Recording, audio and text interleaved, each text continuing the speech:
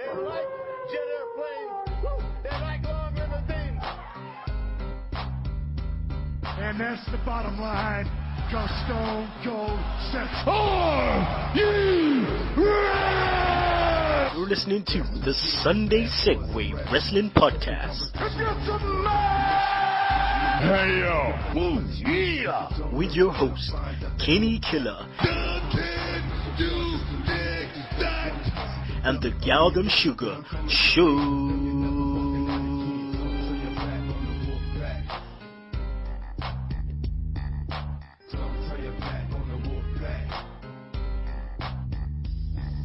Hello everyone and welcome to the Sunday Segue Wrestling Podcast. It is Sunday, it's episode 30. It is me, the man of the hour, too sweet to be sour, the one man with no Instagram, Kenny Killer. That's right, people. That's right. And you know I'm always kicking it with the hashtag tech guy himself, the Galdem Sugar Shugs. Yo, yo, yo. And we have the return of King Bingus. King Bingus is in the building, people. Yeah. Yeah, a little bit of technical difficulties, but he's back. He's back. And as always, accompanied by the master of the top rope elbow, Mr. Steve Dawson. Yeah, back again. Back again. 3 weeks in a row. 3 weeks on a roll. He's on a roll, people. Shugs, I know you want to say something about the one man with no Instagram. Yeah, because, obviously there's been a few discussions about the one man, no Twitter fan who's, on Twitter every day, blowing up Twitter, responding to comments, private messaging people, so I'm glad you've actually come out of the closet as Twitter's number one fan. Nah, I'm not. Nah, I'm just saying this now. I don't have my own, yeah? We just control the Sunday Segue Twitter, alright? That's it. That's all I can't get on there. Just give me a hot minute, innit? Do you know what I mean? Oh, God.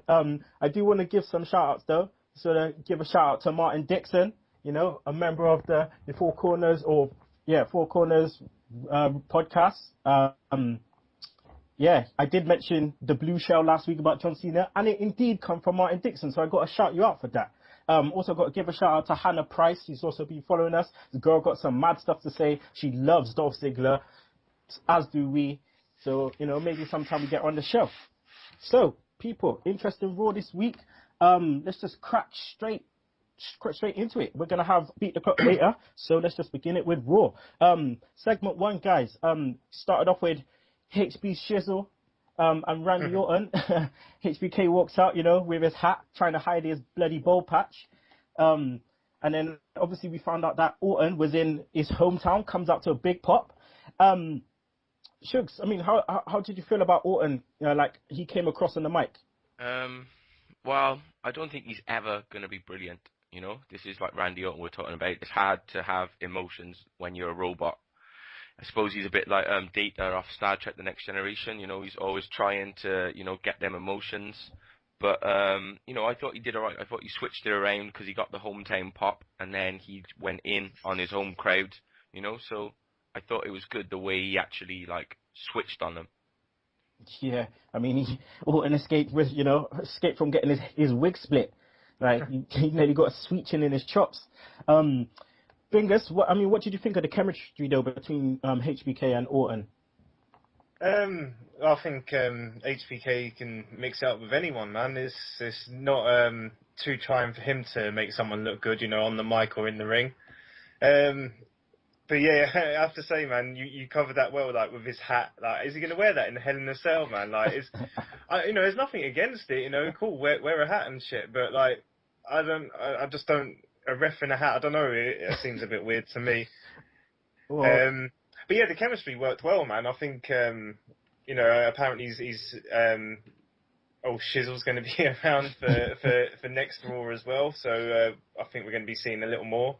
From the two, and then they do well together. It's not the worst pairing. I'm just glad that. Sorry, Carol. When he came out as well, I just had a little thought, man. I think IWC, we should try and push his theme music, Shawn Michaels' theme music, to be at least hitting the charts for Mania weekend. Maybe not a number one, but try and get him in there. That would be so joke. Well, boy, I know he's trying to hide the egg in the nest well, but Steve, will we see someone get sweet chinned at the pay-per-view? Sorry, what was that? Will we see someone get sweet chinned at the pay-per-view? It wouldn't surprise me. I think they'll have maybe a segment before the match saying Triple H saying you need to do what's best for business, and HBK will be like, oh, I don't know what I should do, and then I think we'll definitely get a tease of like a sweet chin. Maybe he goes for it on Bryan and then stops and then wonders what to do. Okay. Well, I've heard Stan's going to be there, so there might be a sweet chin for sure. Get him out of there with a horrible sweet chin. Well, this went into a segment too because the Miz came out at the end and just completely blindsided Orton. Shugs, do you think the Miz got enough revenge on Orton though within this match? Well, he probably got in more offense than he has, during his last couple of like ass whoopings. Usually he's just been a punch bag for Orton. And he did have like the sort of upper hand, and it did look like he was maybe going to get the win until like the distraction come in. But I don't know, it's just like Miz is in like sort of two programs at the moment because he's surely spent so much time in the ring and had so many matches that he's like part of this Orton program, but then he's not as well at the same time, they never really try and continue it on. They mention the fact he got like beat up in front of his mom's and his hippie dad, so I don't know what they're doing with the Miz, Yeah. Well, it looks like obviously they're going into the Wyatt, this Wyatt program, Bingus, because Wyatt comes out. What did you think of the promo? Yeah, man, it's always good from Bray Wyatt. It's really disappointing, but I'm wondering what his deal is now. Like, is he starting to flounder and not be of any importance now? I think they desperately need Kane back just to like further themselves and give themselves some depth. Yeah, I agree with that. Steve, but can the follow the buzzards, catchphrase get over? I think so. Yeah, I think he's really really good promo. I think for his character, his promos are spot on. It's quite filmic, He's really good with his mannerisms. His pace is brilliant. He's well scripted. Oh my God. Well, I don't know what's going to happen with Wyatt because obviously he's injured at the moment and it is becoming a bit blah. Which perfectly segments into it goes into the next segment, which was Fandango versus Santino. Again, what the fuck is this? Like, I was just like, blah. So we're not going to talk about this, the match. Bingus, what we're going to do is we're going to talk about Summer Rae. All right? Okay. We're going to talk about Summer Rae. So what do you think of Summer Rae in terms of her as Fandango's valet and her as a diva on NXT? I don't. I'll be honest. I haven't caught up with NXT too much recently. But what I have seen of her, she's. I can't see why she's not being utilised in the Divas division on Raw or SmackDown at least. She's definitely got her place with Fandango. It works well. But is she a case of what we're seeing at the moment where managements and valets and, ringside peeps are getting more over than the actual wrestler they're representing, like ADR and Ricardo, Matadores and El Dorito. It seems to be, and you can hear chants of Summer Rae. You can hear people, when she's shown on the Tron, there's a cheer all of a sudden, I just have a feeling she's getting more over than Fandango now. Yeah. Shugs, would you agree with that? Because obviously you've seen her on NXT, haven't you? Yeah, and I don't really want that to happen. I don't want, we don't want Fandango being the next Mark Mero, because obviously I think that like Johnny Curtis said that he's improved and he's got some skills. As long as they can stop doing that top rope leg drop, which is gonna, he's gonna end up like fucking Hulk Hogan, just like sort of shuffling around. But he got away with it this match. Yeah, we keep going back to the point of when he was supposed to have had the IC title, and we know that it hasn't really done much for Curtis Axel, but it's still that upper mid card level, and at the moment he's not even there. At the moment, he's not even he's sort of struggling to hold on to the mid card Because if you're in a feud with Fandango, if you're in a feud with Santino, like, where are you? Exactly. You're just comedy. Yeah. You couldn't have said it any better. You are just comedy. And you're not gonna beat Santino for comedy. So you're jobbing in the comedy stakes as well as the wrestling. Oh god. This moves a bit into the first segue view, which was usually we do it on backstage moments, but I decided to pick this one out of the bag. Cole and JBL mentioning Xavier Woods. Now, I'm an NXT fan, a massive NXT fan, and I know who. Say that again. NXT Mark. Yeah, you're always marking it. Yeah, I am always have marking you seen up. this match? Shugs, have you seen this wrestler? Shugs, have you seen Aiden English? Shugs, Aiden English retweeted me. Well, listen, I'm not gonna lie. I'm a mark for NXT because it's the development. You get me? Sometimes it's better than Raw. Sometimes it's even better than, anything's better than SmackDown at the moment. But it's, you know what I mean? But Xavier Woods, used to see him in Total Nonstop Ash as Consequences Creed. So now, why the hell did they mention him in this segment? Is he getting a call up, Steve, do you reckon? It was for some sort of charity work that he did, wasn't it, or something? That's the reason they were talking about him. He had a petition to reinstate Big Show. That's it. I just don't know why. It's a bit of a random NXT talent to have. I mean, if they are thinking about calling up Xavier Woods, I'm pleased because I think he's quite talented. But I think they would be better calling up one of the upper card guys, really, like maybe Sami Zayn or Bo Dallas or someone. I don't know why they're going for Xavier Woods, and I don't understand why JBL is burying him, saying, "Oh, I don't know who Xavier Woods is. Who is he?" JBL's the NXT GM. I know. It's ridiculous. How do you not know your own talent? I'll scratch my head about it. It made no sense. But what he did do, it was say his name 3,492 times in about 30 seconds. So I think even though he's burying him, he was definitely putting him over. Yeah, in the most funniest way possible. Yeah. What kind of name is Xavier Woods? Who is Xavier Woods? Who is that? What kind of name is that? This is the thing with JBL. Like, he can go between being the most annoying person to being the best person on the commentary team. But it's all in the space of 15 minutes or even a minute. He'll say something completely ridiculous, and he comes out with these off-key references to people no one's ever heard of, or people from the fucking 80s. But then the next time around you'll see something that's just completely stupid. Well, JBL, I'm telling you now, if people want to see a proper heel JBL that you haven't seen in a while, watch the latest NXT. He comes in and completely just tells the fans just to shut your mouth when I'm coming out. Just be quiet, shut your mouth when I'm talking.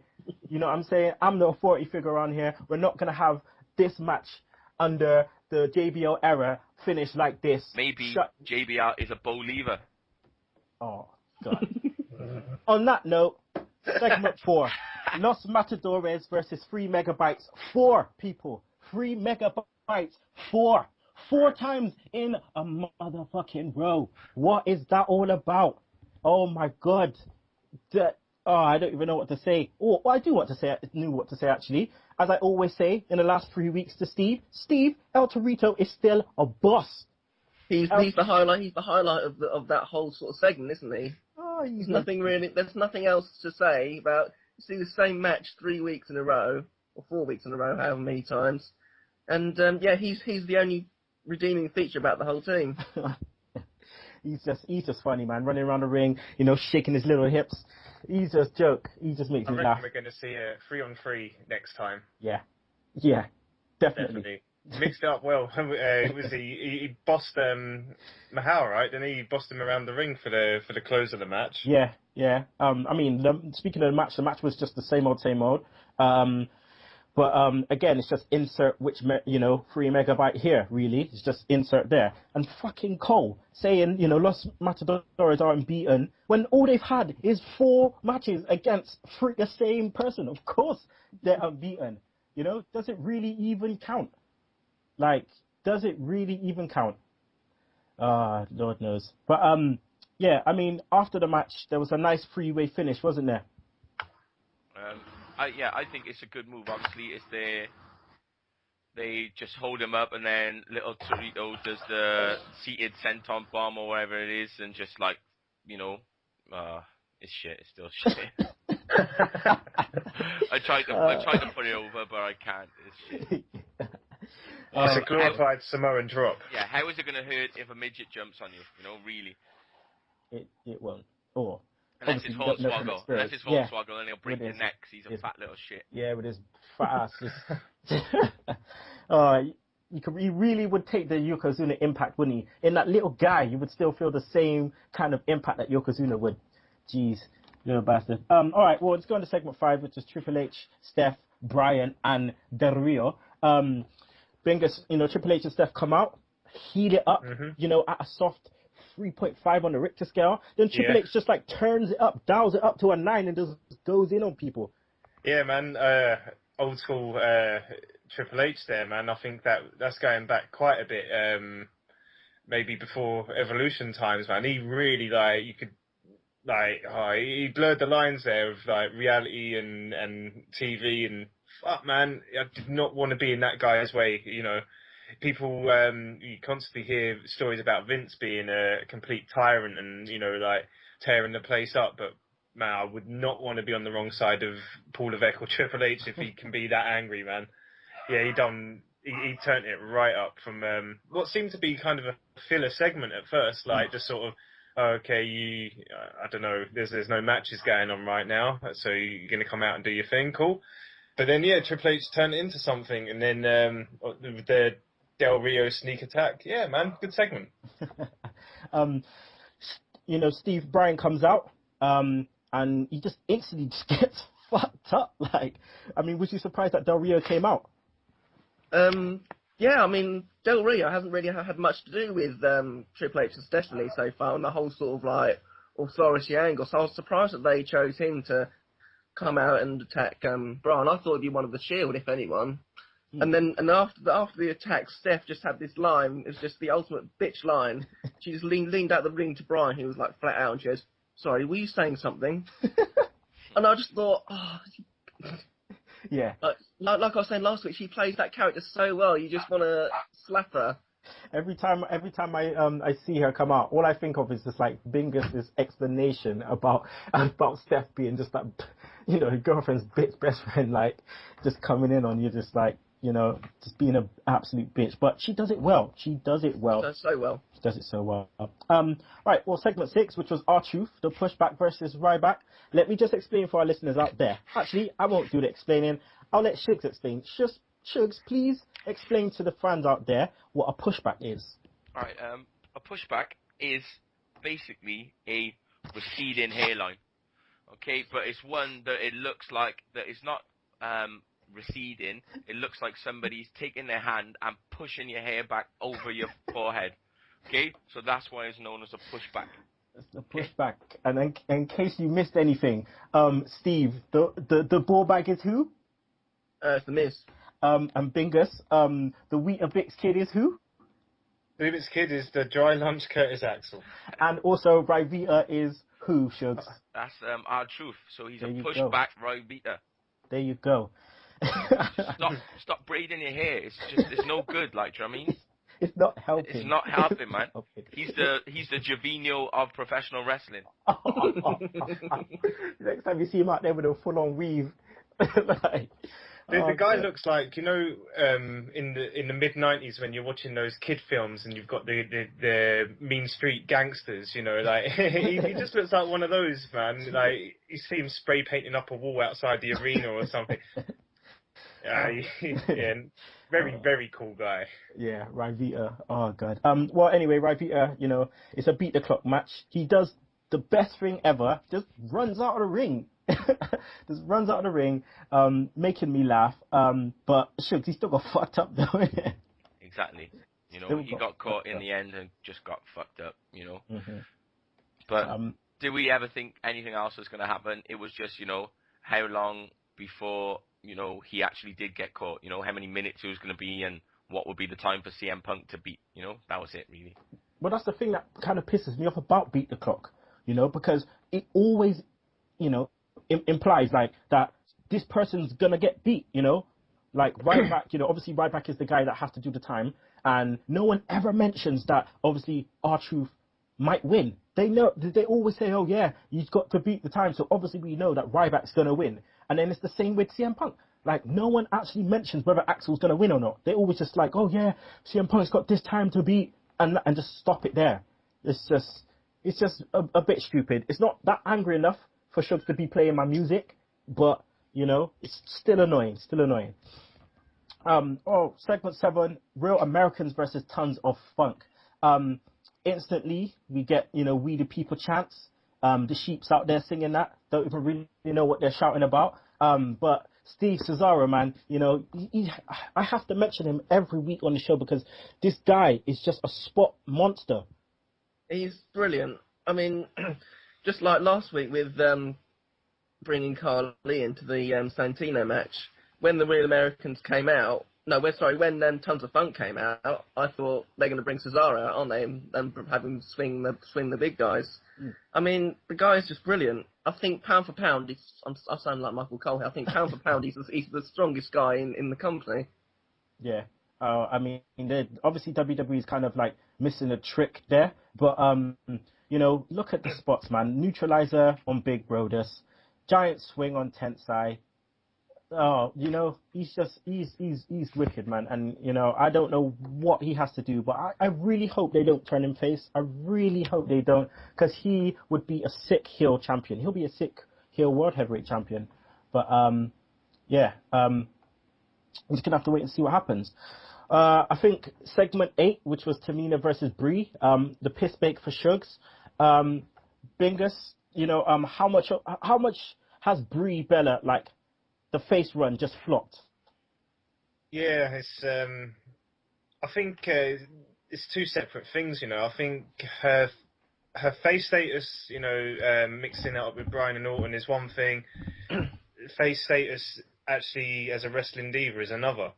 I don't understand how it's separated or when it's separated or why, but yeah, it seems to be, not that I care about her a whole hell of a lot when she's involved with Bryan and Orton, but I do a lot more than when she's just out there doing her thing with Big Mama Cool.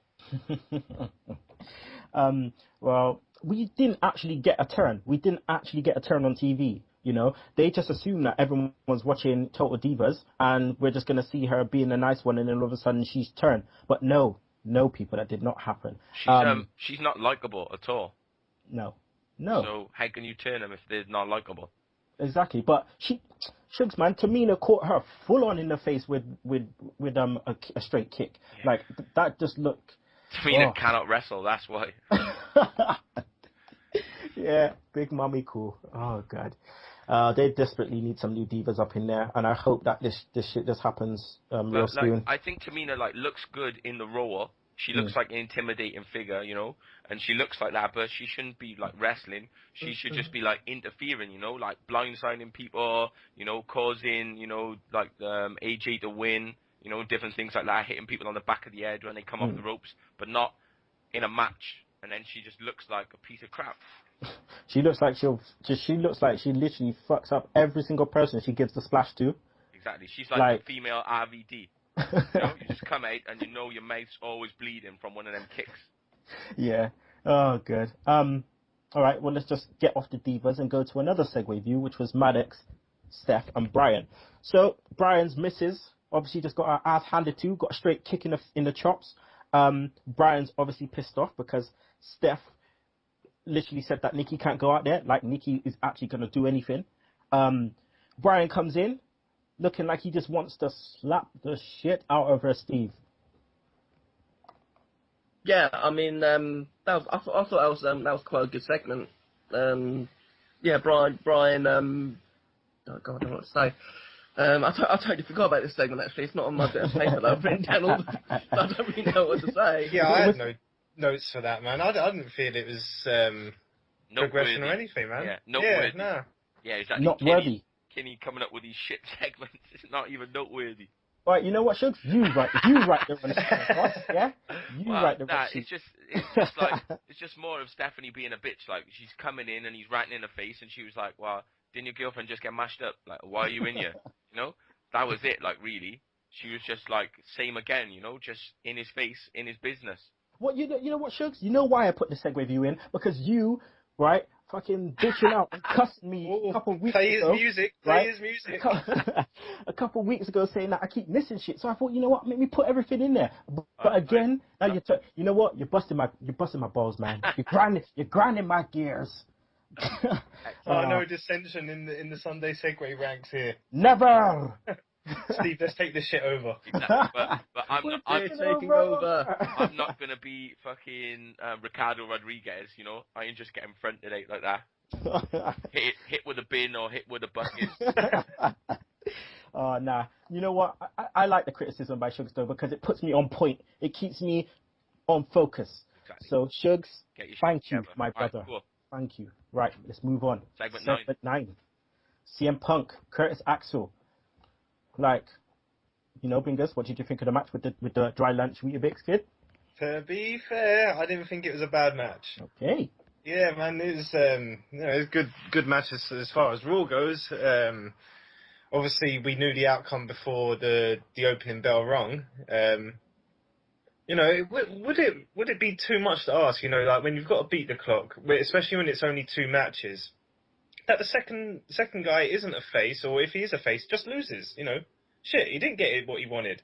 Mm-hmm. Like, would that be too much to ask for? I know it'll play a little havoc with, like, you know, the face getting his hands on the dirty heels and all, but you know, just make it a little less predictable. They've been, you know, doing that here and there, you know, throughout since SummerSlam. You know, I was hoping I'd get surprised here, but clearly not.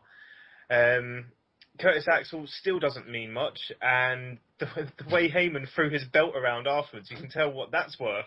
Yeah. He just slammed that shit away like, oh, I'm done with you, and I'm done carrying this piece of junk, and then just stormed off and let down his hair because he's worth it. You know, it's a great little segment. What hair has he got left? Jeez.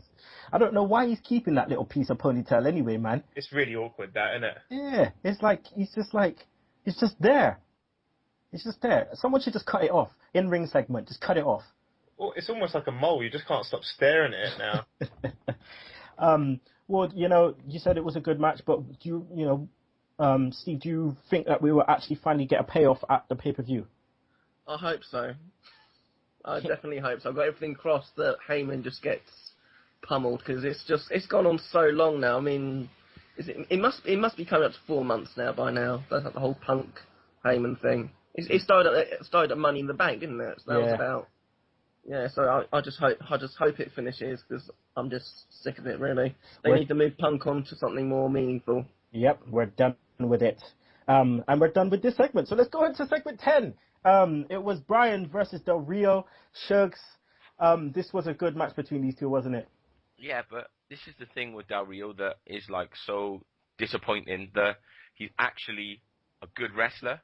Mm-hmm. And, you know, he can put on good matches, but it doesn't seem like the characters clicked, you know? Even since he was a heel, then he went face, and then he went back heel again. It's just, you're not really interested in seeing what he's going to do, you know? So if you're a heel, we should be wanting to watch him get beat, or, you know, stay tuned in and watch him get beat. But you're just not interested in what he's doing in any type of way, you know? Yeah. You've got the Cena thing coming up, and everyone is just expecting Cena to come in and Cena win, and then Del Rio to just be, you know, just moved out to the side. You know? But it's just, yeah, I don't know. It was a good match, but, you know, he comes out to no reception at all. Del Rio comes out, and it's just like crickets. Just like there's nothing, and nobody cares. Even the crickets are fucking off. They don't want to watch you. Exactly. It was just flat. You know, if it would have been on Smackdown, they would have piped in some crowd noise or whatever. Oh. But it was on Raw, and nobody gave a fuck when he came out at all. This is why I don't watch SmackDown. Because it's just the fakeness, the piping in of the. I don't want to hear that shit, because I definitely know for us, you know, without a doubt, that they are pumping in thing, and it's annoying me because I don't know where they're doing it. You know, it's just so annoying. And, you know, and Del Rio's always on SmackDown, and that's You're just trying to make us feel like this guy is something and he's just shit. Put them on Raw and just let us see what the reactions are actually like. Within this match, there was a nice little nostalgia moment where they were doing little backstage stuff, you know, up on the screen while the match was going on. Yeah, Bingus, I mean, Orton. Yeah, Orton was just nice, you know, just great doing those slippery, kind of sneaky, wormish, squirmish segments, isn't he? He's good at that. He's Rapey Orton. That's who he is, man. he was sneak into your locker room, touch a girl, shit in your bag, and leave before you even know it's happened. Oh shit! Oh my god! I mean, that I wouldn't have said it that way, but there you go. That's one of the best ways to put it. And he knows he's definitely, you know, quite smart because he knows the Bella's biggest fear is definitely closing doors. As soon as that door was shut, like he couldn't make it the 20 foot across the room in that time. Yeah. Door clicks shut, they just start screaming. They're scared of closing doors. He's aware of their weakness. Well done. All right, big question now, guys. And any one of you can answer this. Will Orton and Bryan be the pay-per-view main event, seeing that Cena is coming back? I'd say so, yeah. Yeah? Shugs, you agree? I'm not sure. I'm not sure because, well, they've got the Hell in the Cell there, haven't they? And I just don't know. I don't know. Yeah. I think Bryan Orton, they've got the Hell in the Cell, they've got Michaels, they've got the title, you know, and, you know, the fucking 4-month payoff, hopefully, that we actually have a champion. Del Rio and Cena, as far as I know, I'm aware that it's not even in the cell, it's just for the title. And, yeah, of course, they've got to push Cena to the moon with all these return segments and that, but I think he might be taking, not necessarily a back seat, but definitely a passenger seat to the WWE match. Yeah, well, make him come up first. Make him come up first. Get the people happy. He's won the title. Yes. And then we'll just take the show on as it comes, I suppose. Oh yeah, quick note before I move on to segment 11, which is the last segment. Triple H and Steph kissing. What the fuck? The look on JBL, Cole, and Lawler's face was gold. Like, they didn't talk for a good 5 seconds after. It was just like, wait, what the fuck did we just see? Like, I felt with them as well. I'm not sure what they were doing was scripted because I felt quite cringy, awkward, and like, do I need to see that? Like, we know they're married. Like, we know they're in love. Like, I don't need to see it. Exactly. They got 3 kids. We know what goes on. Yeah. Yeah. I don't need that Neanderthal touching up Steph where I can see it, man. Not cool. Not cool. Let's go on to segment 11 then, the final segment of Raw, which was the Rhodes brothers versus the Shield. And this match was nuts. Shugs. Oh, yeah. Goldust seriously rolling back the years. I mean, what can I say? What can you say, Shugs? Well, as I was telling you the other day, I've been listening to like Attitude Era podcast. And then, like, when you listen to that, this is like 1998, 99, and they're bigging up Goldust, and they're saying about, you know, how he's always on point, and he's always performing, and he's always having good matches. And, you know, fast forward to 2013, and he was the best in the match. He was the best in the match when they won their contracts back, and he was best in the match again, like, do you know what I mean? And he's like 44 or some shit like that, and he's not missing a beat. He's just working it, you know. And it makes him more disappointing that he never got that push back in the day, you know, when he was at his peak, you know. Because what would be wrong with Goldust having like a world championship run, you know, world title run, or if him and Cody, if they're gonna have this match, if they're feuding for the world title, you know. Sandow cashes it in, Rhodes wins it off Sandow, and then he's feuding with his brother who wants his one last shot, you know? Yeah, I mean, maybe we'll just ask him. Maybe we'll get Bingus to ask him. Man, that's definitely happened, yeah. Like, but I wish I could still be like a fan of his, man. Like, you know, watching Raw just made me remember like how cool this guy is, how wicked he is in the ring. Like, as I say, he never missed a beat, and like, it's not like he's been away for like, you know, when was the last time he was full time? What, 2002 maybe? You know, that's still a good 10 years, you know, since he was last full time, and he's pulling it off so well, man. And with like people like the Shield and Cody, you know, who are so fast paced and like, very new generation kind of wrestlers, and he didn't look out of place at all, man. Yeah, big up Goldie for that. Goldie all the way. There was some really good moments in the match. I mean, Reigns has improved again. The crowd was going crazy for the Cody hot tag. I mean, Goldust was throwing like some real ass freaking chair shots, man. He hit Rollins hard.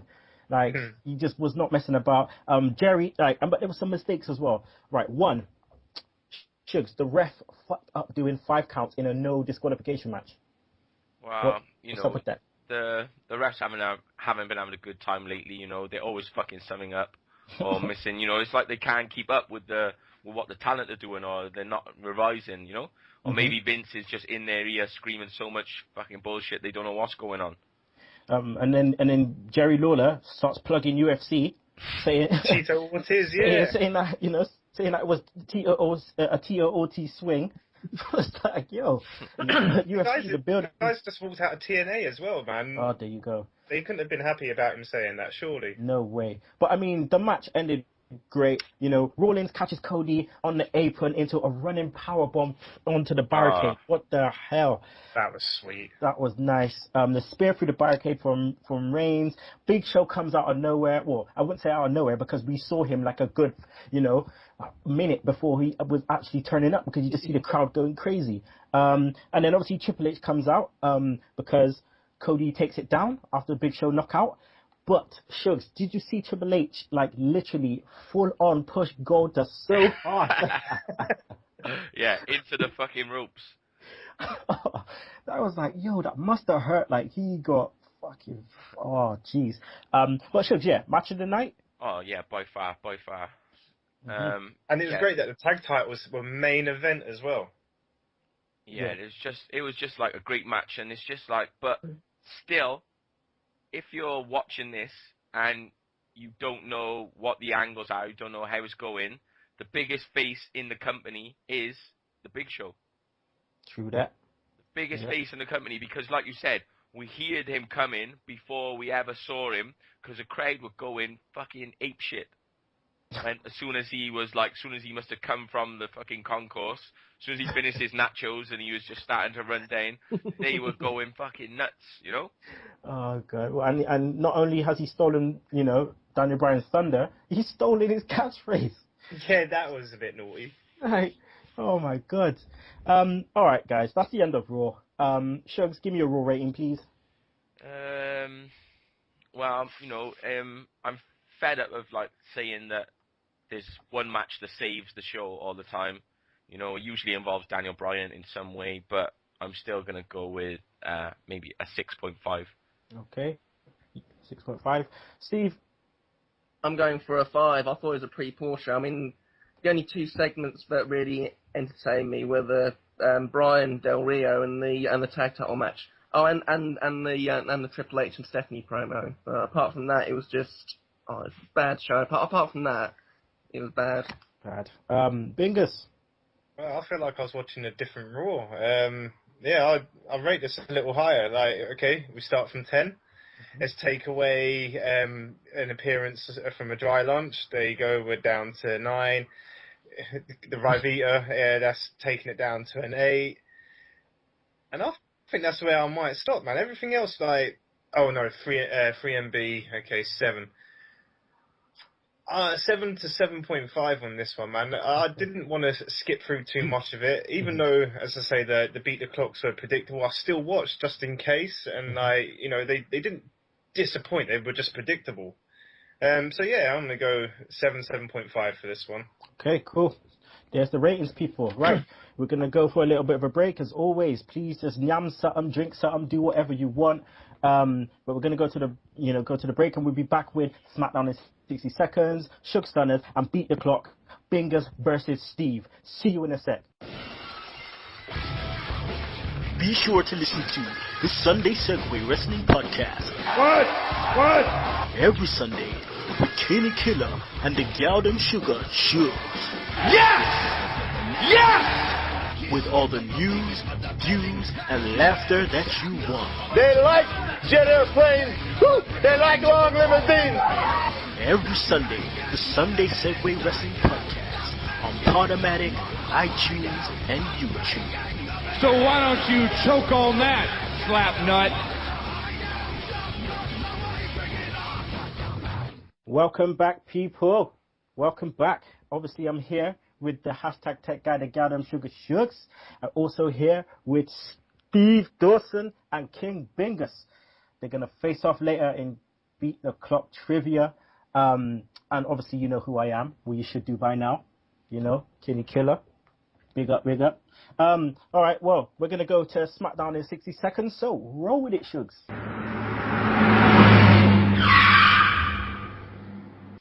Okay, so start off, Team Bricky in the ring.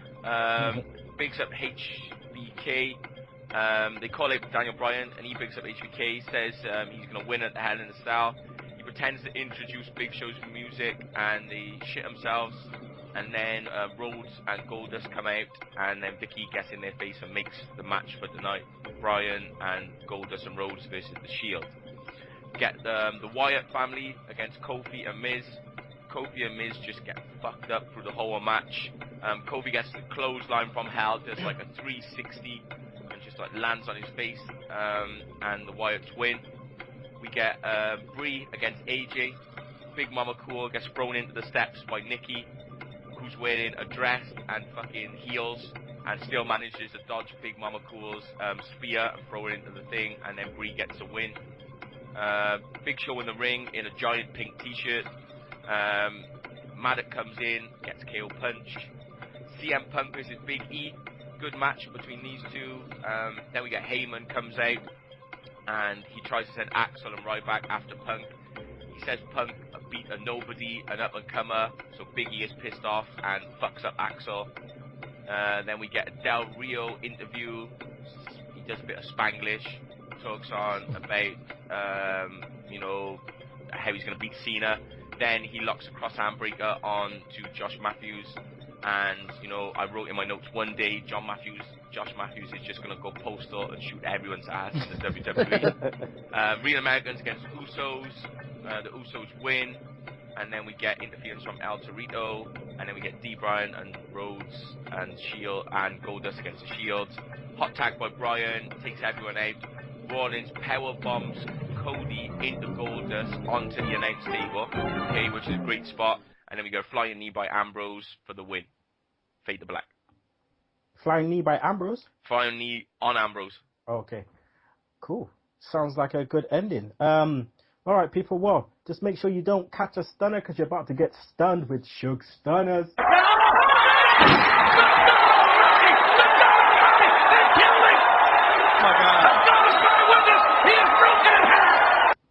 Okay, so Jobber of the Week. I'm going to give a joint award this week, and I'm going to give it to 3MB. They don't get enough love in the Jobber of the Week segment, although they're always there. And they're losing to, you know, Los Matadores, but most of the time they're getting ruled by a midget. So that's it. Move of the week, I'm going to give to the spot from Smackdown, where Rhodes gets powerbombed into Goldust, and then they both go over the announce table. It looked great on TV, you know, it was really good. And rest of the week, I'm going to give to Goldust again. Both shows, he's doing his thing. He's turning back the years. Big up Goldie. Takes it down, my man Goldust. Okay, so people, it's time for Beat the Clock Trivia. We haven't seen it in a while, but it's back, people. And today, the contestants are King Bingus versus Steve Dawson. One for the ages, people. So, Steve and Bingus, how this works is you both get a minute each. You both have 10 questions. One of you will go first. What I'll do is I'll read through the questions. You can pass a question, and I'll go on to the next. Once I go through all the questions, I'll go back to the question that you passed, and so on and so on. And the person with the most points wins. So, who wants to go first? Steve or Bingus? Go on, Steve. Okay, I'll go first then. You want to go first? Okay. I'll set the target. Here we go. Let's do it. And go.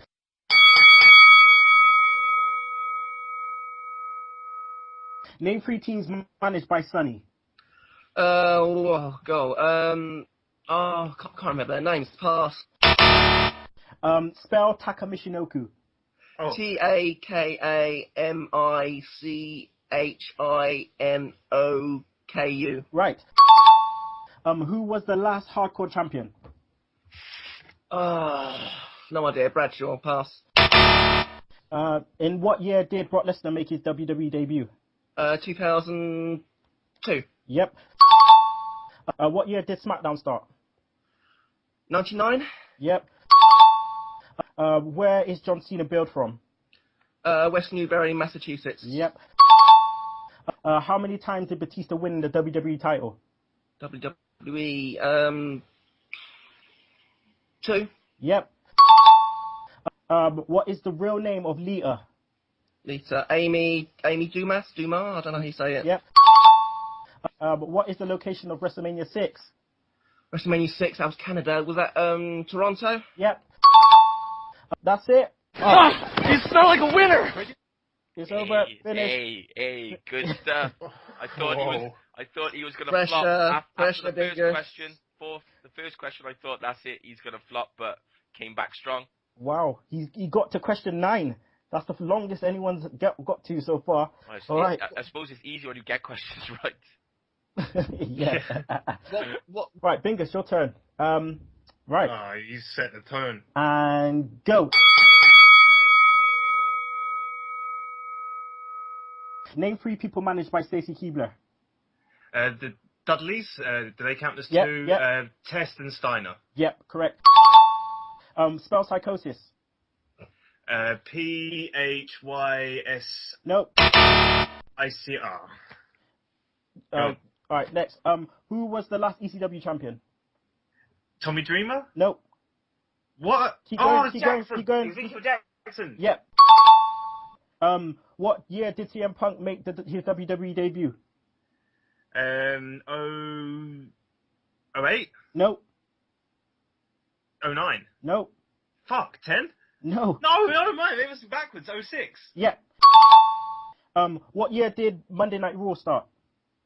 Monday Night Raw was that. Oh my god. 95? Nope. 94. 3. Nope. 93. Yeah, three, yep. Where is Daniel Bryan billed from? Oh my god. Pass. Oh, that's it. Man, you are one pathetic loser. Oh, That mate, is it. come on. That Aberdeen, is Washington. it. I knew that. Aberdeen, Washington. It's Aberdeen, Washington. Okay. Right, so Steve, 1, 2, 3, 4, 5, 6, 7. Bingus, 1, 2, 3, 4. Steve takes it down. Exactly. Somebody Yay! called Taggart. There's been a murder. Steve takes it down. Well done, Steve. So let's just go through the questions. So Steve's questions. Name 3 teams managed by Sonny. All right. Bingus, do you know any? LOD. Yep. Was she involved with the Oddities? Nope. Nah, then I'm done. Oh well, Godwins. That's the one I couldn't think of. I was trying to think of the Goldwins. Smoking Guns. Oh, Yeah. Nah. And the Body Donners. That was who she came in with, right? Yeah. Yep. What else is there? Who was the last hardcore champion? Do you know, Bingus? Hardcore champion. I have a feeling it was Hardy or RVD. It was I know they RVD. was in the mix, wasn't it? Yeah, it was RVD. And yeah, that was it. I got a last question, but I won't ask you that. Psychosis. Yeah. So sorry, Bingus's questions. You did really good to get. Sorry, you got 5. Sorry, you got 5. You got 5 right. I was really impressed that you got who was managed by Stacy Keibler, because not a lot of people would get that. So that was good. Psychosis is PSICOSIS.